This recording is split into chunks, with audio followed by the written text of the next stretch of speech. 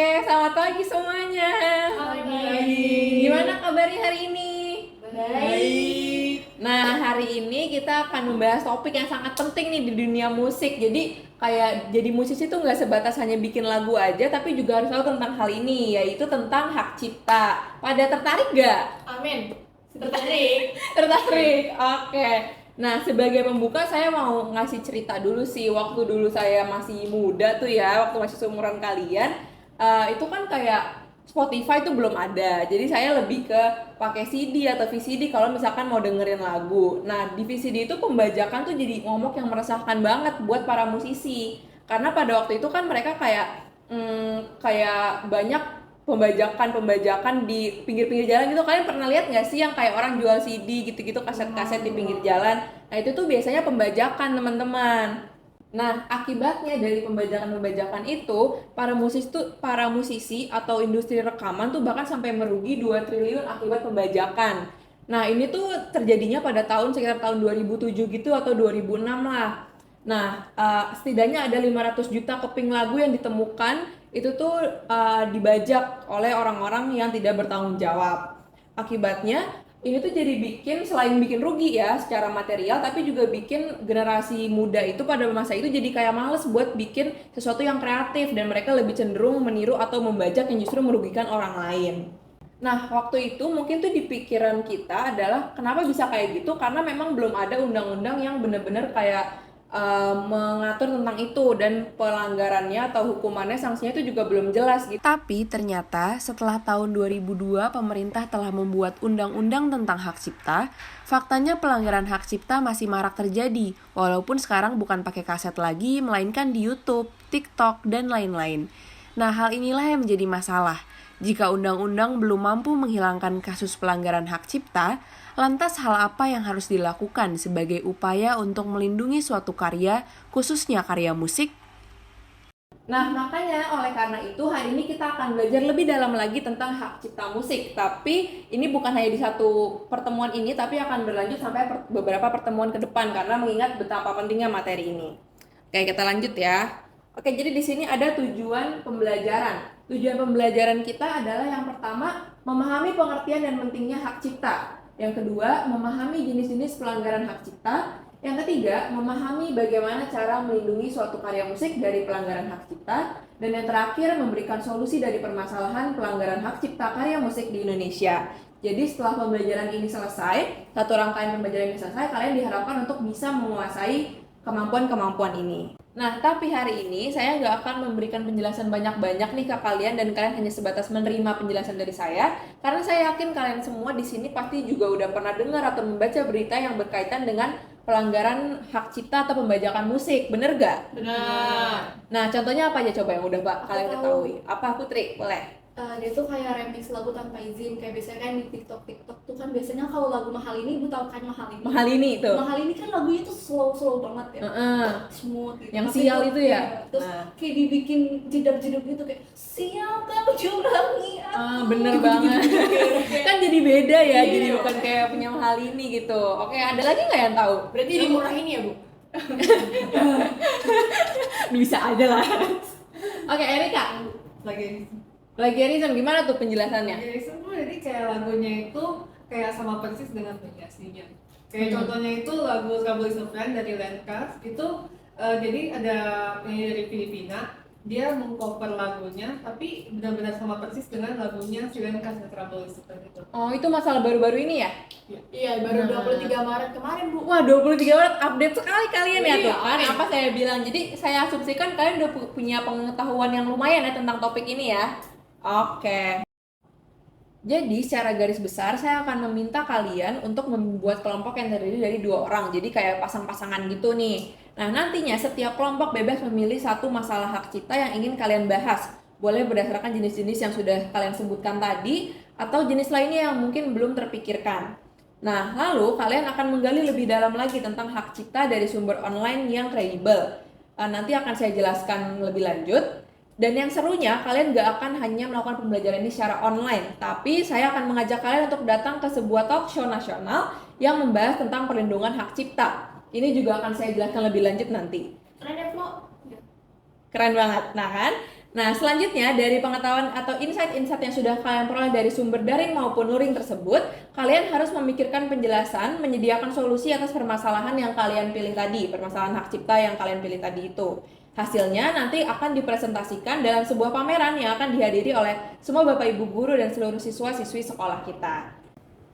Nah, jadi ini adalah tabel timeline pembelajaran kita untuk materi ini. Jadi yang pertama, di minggu pertama akan ada orientasi masalah. Seperti yang tadi udah saya jelasin ke kalian. Dan yang kedua, membentuk kelompok kerja. Di sini kalian nanti akan bentuk kelompok kerja dan mulai bahas kalian akan menggali masalah apa tentang pelanggaran hak cipta ini. Yang ketiga, akan ada pengajuan izin dari saya sebagai guru kalian ke kepala sekolah untuk kalian nanti akan mengadakan pembelajaran secara luring lagi dan saya ajukan juga izinnya, jadi udah aman. Dan yang keempat, memperoleh izin dari orang tua. Nanti saya yang akan mengurus perizinan ini juga. Yang kelima, mendaftar ke acara talk show DJKI. Nah, ini nanti saya akan yang mendaftarkan kalian. Oke, jadi kalian udah paham kan ya tentang timeline yang udah saya jelasin tadi? Paham nggak? Paham. Atau ada pertanyaan? Enggak. Aman? Aman. Oke. Nah, sekarang kalian saya persilakan untuk mencari pasangannya masing-masing dan mulai membahas masalah apa sih yang pengen kalian kupas dengan lebih dalam dan kalian cari solusinya. Nah, kelas. Jadi itu lagunya yang tadi tuh Oke, sekarang saya mau ke kelompok kalian nih. Gimana kalian progresnya udah sampai mana nyari-nyarinya? tadi cuma sebatas yang bahas sampai kita sampai kan sih ya. Tapi kalian ada bingung nggak? Oh iya, jadi kalian tadi mau bahas tentang permasalahan yang Lenka tadi itu ya? Oke, jadi kalian udah dicari tahu sampai mana aja emangnya? Kita udah tahu kalau dia nih emang udah ngasih kredit itu loh kesulitannya, cuma terus Jadi sampai sekarang masih berlanjut nih. nggak tahu sih. Tapi udah diturunin kok lagunya dari pelan. Oke, jadi kalian mungkin bisa cari tahu lagi lebih dalam tentang masalah ini dan mungkin banyak masalah-masalah lain yang serupa juga tapi sampai sekarang belum terselesaikan dan malah si artis aslinya itu yang merugi. Jadi kalian bisa cari tahu lebih dalam lagi ya dari berbagai sumber. Oke, supaya nanti kalian pas nyari solusi juga lebih gampang gitu karena udah banyak tahu informasi. Oke, aman? Oke, nanti kalau ada yang mau ditanya lagi tanya aja ya. Tanya lagi ya. Oke. Nah ini ada dua nih R, ada moral sama ekonomi. Nah kalau yang remisi Gimana nih kalian? halo Bu, kita sih tadi kita udah sepakat mau ngangkat permasalahan yang remisi itu. Nah, oke, jadi kalian baru sampai situ aja ya pencariannya. Nah, mungkin kalau saran saya kalian boleh lebih cari tahu lagi, misalkan kerugian apa sih yang dialami oleh Mahal ini, atau mungkin kan si Mahal ini tuh kayak artis yang besar ya, dia udah melakukan apa aja sih supaya pelanggaran hak cipta ini tuh bisa berkurang gitu. Oke, jadi kan nanti bisa cari lagi di websitenya atau dari website yang tadi saya kasih tahu dengan DJKI itu mungkin juga ada jawabannya ya. Oke.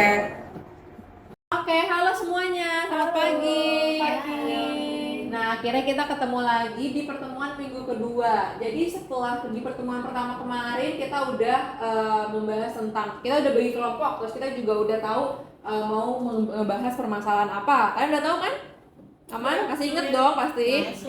Nah, terus kalian juga udah seminggu kemarin tuh saya minta kalian untuk baca di website DJKI yang udah saya kirim juga ke grup kan.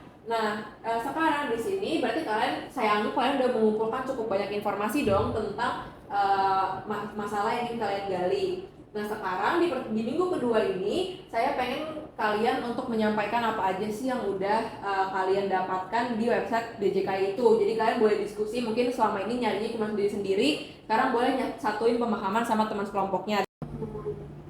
Bu, kita udah harus coba siapin pertanyaan buat besok, Bu. Udah dong, jadi mungkin di website ini kalian udah nemuin banyak informasi nih. Kalian udah nemuin banyak informasi belum? Udah. Kalian apa aja udah kalian dapat dari website ini?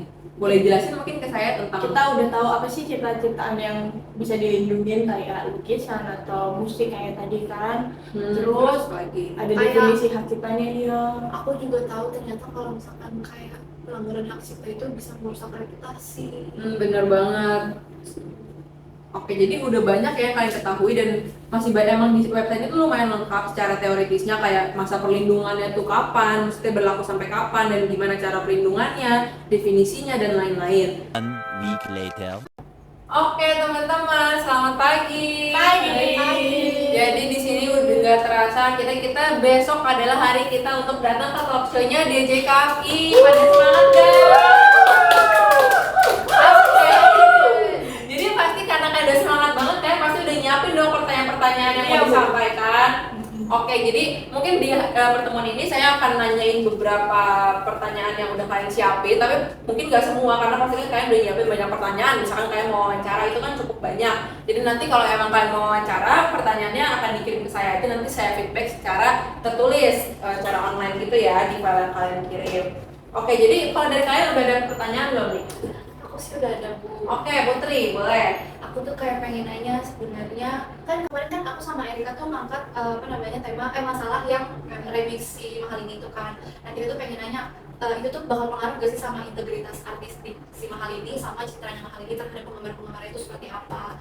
Oke, bagus banget. Kalau dari teman-teman ada tanggapan nggak nih atas pertanyaannya Putri? Aku sih ada ya. Oke, gimana tuh? Si Mahal ini kan emang dia Nah, oke teman-teman, jadi setelah saya dengar pertanyaan-pertanyaan yang mau kalian ajukan besok, itu sangat amat menarik, sangat amat pertanyaan yang kritis gitu, yang bagus. Jadi boleh nanti kalian besok tanyakan ke pihak DJKI-nya sendiri. Nah, ngomong-ngomong tentang wawancara, di sini sekarang saya akan selanjutnya menjelaskan tentang gimana sih etika untuk mewawancarai orang dari awal kalian ngomong sampai kalian saat wawancaranya dan sampai setelah wawancaranya atau saat wawancaranya sudah selesai. Nah selain itu saya juga akan mengajarkan kalian juga bagaimana etika saat bertanya pada saat lagi talk show atau sesi Q&A dari sebuah seminar supaya kalian besok bisa menyampaikan pertanyaan dengan baik dan pertanyaan kalian tadi juga terjawab gitu. Oke, kita mulai ya. A few minutes later. 1 week later. Oke, halo semuanya, ketemu lagi kita.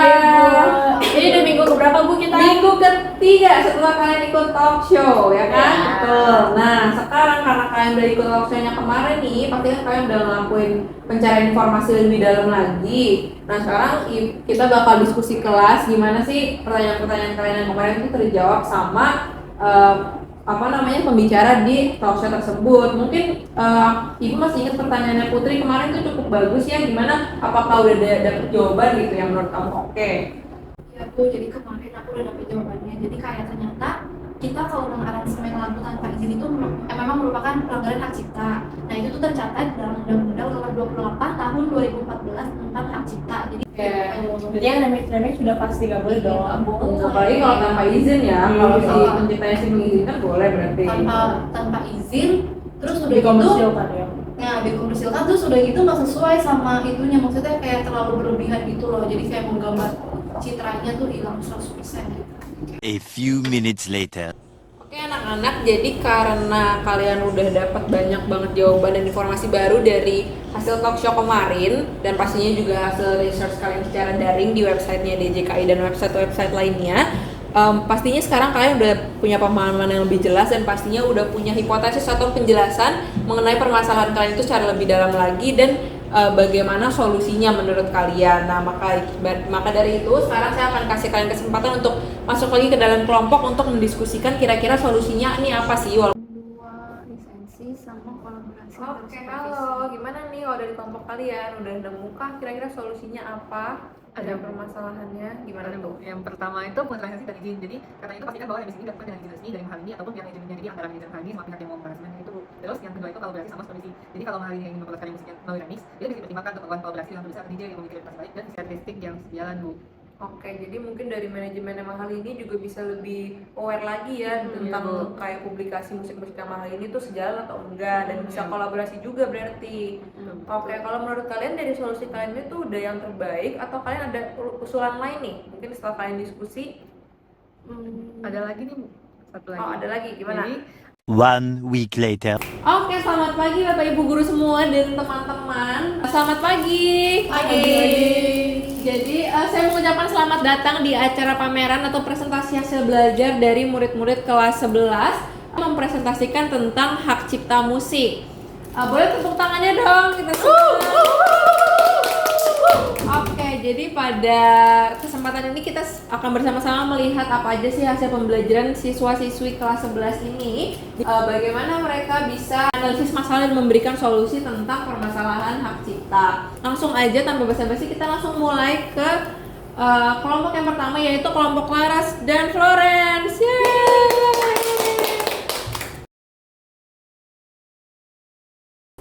Jadi kita membuat website seperti Turnitin untuk mendeteksi berapa persentase sih plagiarisme yang ada di lagu-lagu tersebut.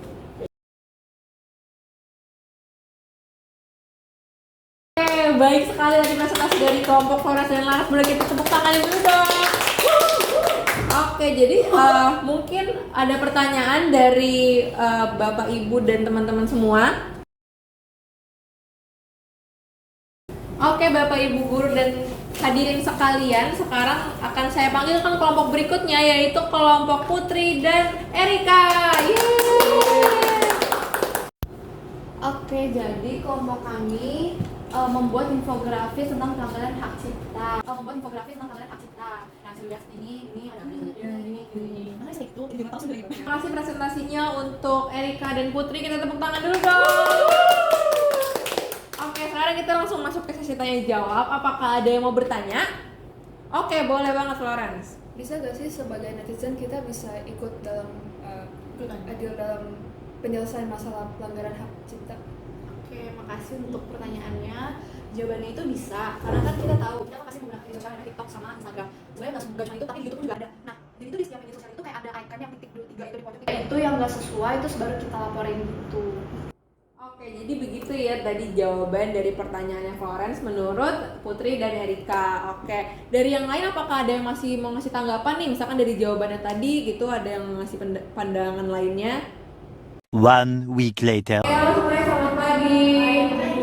Jadi kan minggu kemarin kalian udah melaksanakan pameran nih. Nah sekarang di pertemuan terakhir ini kita mau evaluasi dulu dong hasil pembelajaran kalian. Jadi ibu mau tanya-tanya nih ke masing-masing kelompok. Mungkin boleh mulai dari kelompoknya Florence sama Laras. Kapan sih kalian mulai mendapatkan pemahaman yang jelas tentang situasi permasalahan kalian itu? Kita lihat di media sosial yang Oh, jadi pas kalian cari di media sosial itu ya. Nah terus kalau misalkan solusinya sendiri, kapan kalian mulai yakin sama solusi yang kalian beli tentang bikin website? Atau sebelumnya kalian punya solusi lain gitu di daerah lain? kita tahu organisasi sendiri harus menentukan Oke, jadi kalian kayak berubah pemikiran dari yang tadi mau bikin artikel, terus mungkin lebih gampang diakses dan diketahui juga sama orang banyak ya. Oke. A few minutes later. Oke, bagus banget semuanya. Ibu benar-benar salut banget sama usaha kalian selama ini dari yang nentuin masalah sampai akhirnya kemarin bisa mencapai solusinya dan juga menampilkannya di depan pameran. Tepuk tangan dulu dong buat kita semua. Terima kasih ya semua. Semoga apa yang kalian udah pelajari ini dan kalian udah belajar dari definisi hak cipta itu sendiri dari online maupun yang tadi website DJKI sampai akhirnya secara offline di talk show dan website-website yang kalian cari sendiri dari diskusi kelompok. Akhirnya semoga itu menambah pemahaman kalian tentang permasalahan hak cipta karya musik yang ada di Indonesia. Terima kasih.